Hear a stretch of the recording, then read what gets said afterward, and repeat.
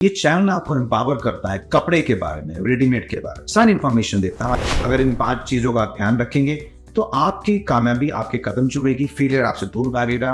Video को आराम से देखेगा। जमाना भाग दौड़ का हो गया है, 20-30 सेकंड में लोग इमारत भी कर देते हैं। पर अगर रियल कंटेंट देखना है और आप ऑनेस्टली व्यापार करना चाहते हैं तो इसमें जीवन के सिर्फ 10 मिनट मुझको दे दीजिए। इस वीडियो के माध्यम से मैं बताना चाहूंगा ऐसी 5 चीजों को जो आप बिल्कुल ध्यान रखेंगे कारोबार में एंटर करने से पहले। दोस्तों नमस्कार, मेरा नाम मोहित अरोड़ा है और बहुत बहुत स्वागत है आपके अपने चैनल बड़े पापा। ये चैनल आपको एम्पावर करता है कपड़े के बारे में, रेडीमेड के बारे में सारी इंफॉर्मेशन देता है। हमारी वीडियोस को फॉलो करते रहिए, कमेंट्स फीडबैक देते रहिए। आपको किस प्रकार की वीडियो बननी चाहिए वो मुझे बताइए, मैं आपका इस वीडियो के माध्यम से मैं बताना चाहूंगा ऐसी 5 चीजों को जो आप बिल्कुल ध्यान रखेंगे कारोबार में एंटर करने से पहले। अगर इन 5 चीजों का ध्यान रखेंगे तो आपकी कामयाबी आपके कदम चुमेगी, फेलियर आपसे दूर भागेगा। वीडियो को आराम से देखेगा। जमाना भाग दौड़ का हो गया है, 20-30 सेकंड में लोग इमारत भी कर देते हैं। पर अगर रियल कंटेंट देखना है और आप ऑनेस्टली व्यापार करना चाहते हैं तो इसमें जीवन के सिर्फ 10 मिनट मुझको दे दीजिए। आराम से वीडियो को सुनिए, देखिए और उन लोगों को शेयर करिए जो रिलेटेबल हो, जिनका आपको फायदा मिल सकता है। पहले नंबर पॉइंट, मार्केट का सर्वे। आप व्यापार स्टार्ट करने की सोच रहे हैं और बिना अपने खुद भी सर्वे करे कहीं से भी आप मान लेने चले गए, ये कौन सा तरीका है? मेरी अपनी धारणा है कि जब मैं कहीं से भी कोई प्रोडक्ट परचेस करता हूँ, बनवाता हूँ, कुछ भी लेता हूँ, मैं 2-3 जगह जरूर देखता हूँ।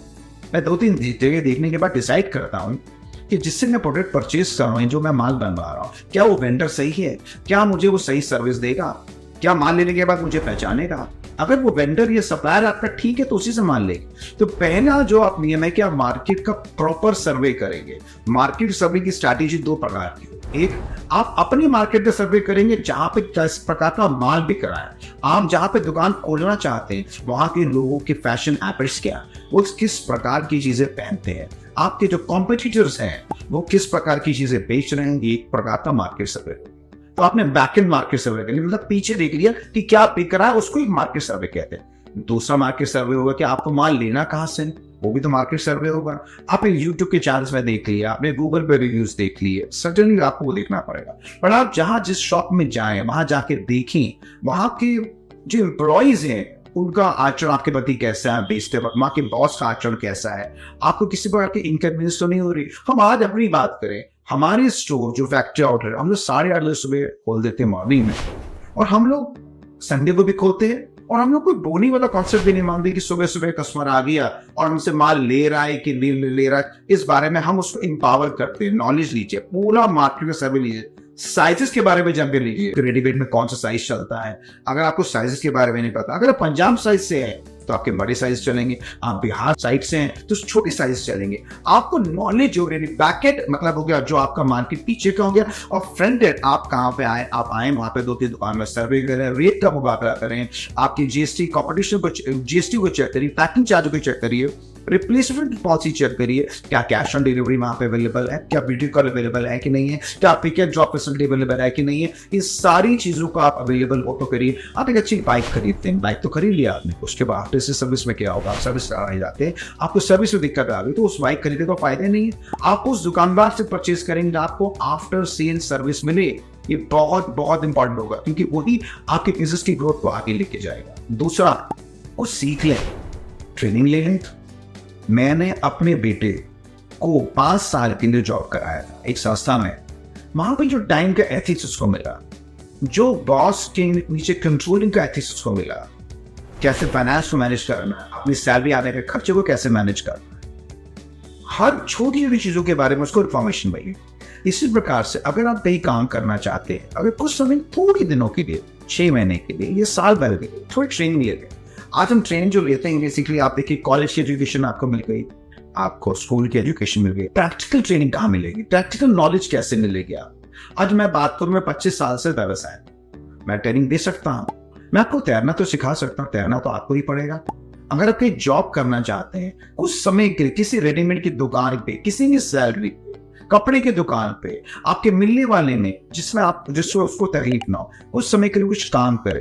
आपको माल बेचना कैसे होगा, माल को कैसे ताना है, एयर स्टॉक कैसे होता है, सीजन अच्छे बुरे का बात है, पैकिंग मटेरियल कहां से मिलेगा, कस्टमर को ग्रीट कैसे करना है, बॉडी लैंग्वेज कैसी होती है, हर प्रकार की प्रॉफिट मार्जिन कैसे डालना है, वर्किंग कैपिटल की रिक्वायरमेंट है। Training is very very crucial. आप ऐसा करते हैं, आपको तैरना जाना है और आप ऐसे अगर छलांग मार देंगे तो आपकी डूबने की प्रोबेबिलिटी हाई हो जाएगी। और अगर किसी ट्रेनिंग लेके आप सीखते हैं तो आप डूब नहीं सकते। याद रखिएगा, training is second most important. दूसरा बहुत इंपॉर्टेंट एस्पेक्ट है कि जो आप ट्रेनिंग लेंगे तभी इस व्यापार व्यवसाय में, कोई भी व्यापार करना हो, कपड़े का करना हो, रेडीमेड का करना हो या और कोई भी, अगर आप थोड़ी सी ट्रेनिंग ले लेंगे तो सर्टेनली आपके जो जीतने के चांसेस बहुत हाई हो जाएंगे। तीसरा, सीजन्स, शादियां, फेस्टिवल्स, आप इसी का जरूर ध्यान रखेंगे।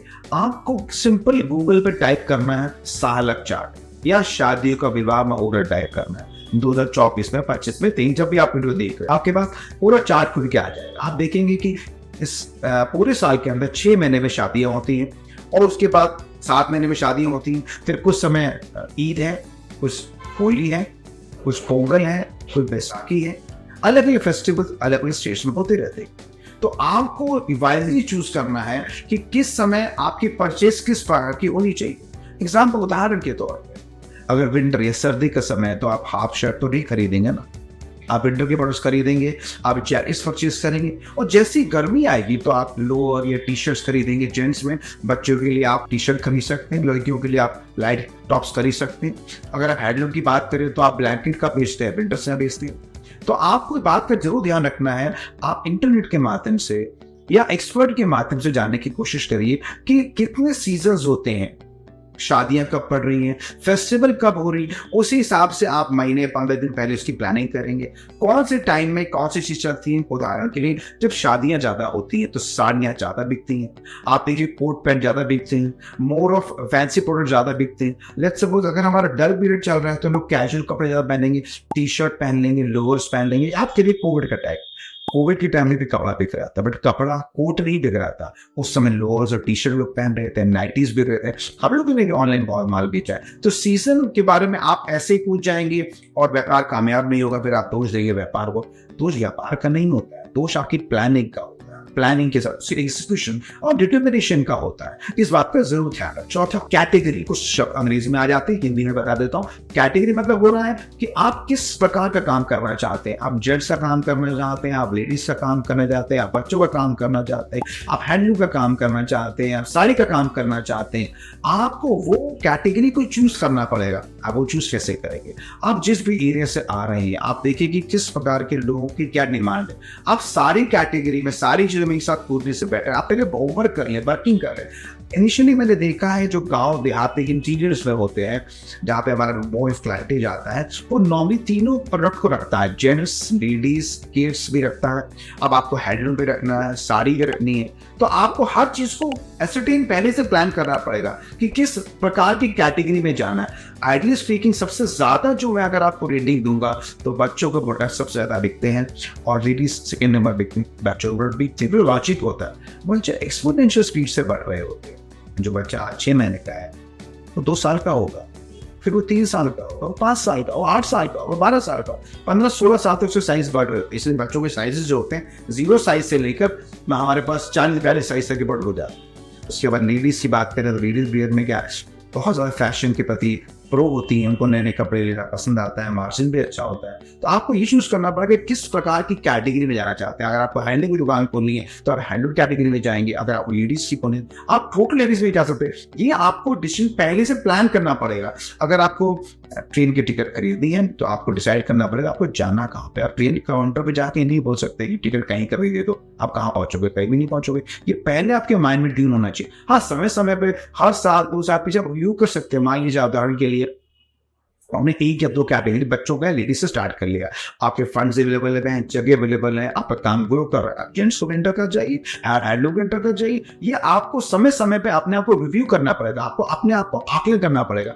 तभी आप आगे बढ़ पाएंगे। 5वां, बैकअप कॉपी बैकअप। मतलब आप याद करिए, जब आप स्कूटर या बाइक चलाते हैं तो एक रिजर्व भी होता है, सम बैकअप कहते हैं। जब हम कंप्यूटर में काम करते हैं तो हम रात में रोज अपने डेटा का बैकअप लेते हैं। बैकअप क्यों लेते हैं? कल को कंप्यूटर खराब हो जाए डेटा करप्ट हो जाए, खराब हो, तब आप क्या करेंगे? या आप एग्जाम्पल तौर पे जब भी मैं कहीं पे भी घूमने भी जाता हूँ या किसी वेकेशन पे जा रहा हूँ, तो अगर मान लीजिए मैं कुछ कैश रख रहा हूँ अपने पास, वैसे तो आजकल कैश का ज़माना कम हो गया है, तो अगर मान लीजिए मैंने 20,000 रुपये एक पॉकेट में रखी, तो मैं 5,000 दूसरे पॉकेट में रखूँगा, डेबिट का अलग रखूँगा। तो इसको कहेंगे बैकअप का भी बैकअप। इसका दूसरी भाषा में समझाऊंगा आपको कि आप जब भी व्यापार में मन बनाए आने के लिए, तो आपने अगर मान लीजिए कि कुछ समय के लिए चूज किया कि मेरे 2 लाख रुपए इन्वेस्टमेंट कर, याद रखिएगा 2 लाख इन्वेस्टमेंट करने का मतलब ये नहीं होता कि पहली परचेज आप 2 लाख की करें, बिल्कुल भी परचेज आप नहीं करेंगे। आप मान के चलिए 25% पैसे, मान लें कि 40,000 रुपए को आपने ये 50,000 रुपये आपने बैकअप में रख दिया, मतलब रिजर्व रख लिया, आगे मत के रख लिया, उसको कहेंगे बैकअप। और फिर और भी 20-25 और भी रख लीजिए, बैकअप का भी बैकअप रख लीजिए।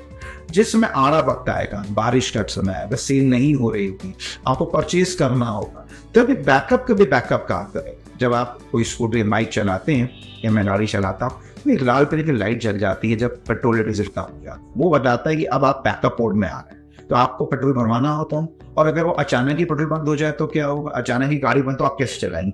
इसी प्रकार से जिस प्रकार हम लोग को जीवित रहने के लिए ऑक्सीजन की जरूरत पड़ती है, उसी प्रकार से व्यापार को जीवित रहने के लिए फाइनेंस की जरूरत पड़ती है। फाइनेंशियल डिसिप्लिन, ऑक्सीजन चाहिए आपको, बैकअप का भी बैकअप, मतलब आपके पास पैसा एक बैकअप रखेंगे और एक और एक्स्ट्रा बैकअप रखेंगे, तभी आपके पास कामयाबी की प्रोबेबिलिटी हाई होगी। इसमें किसी प्रकार का कोताही कृपया करके ना हो।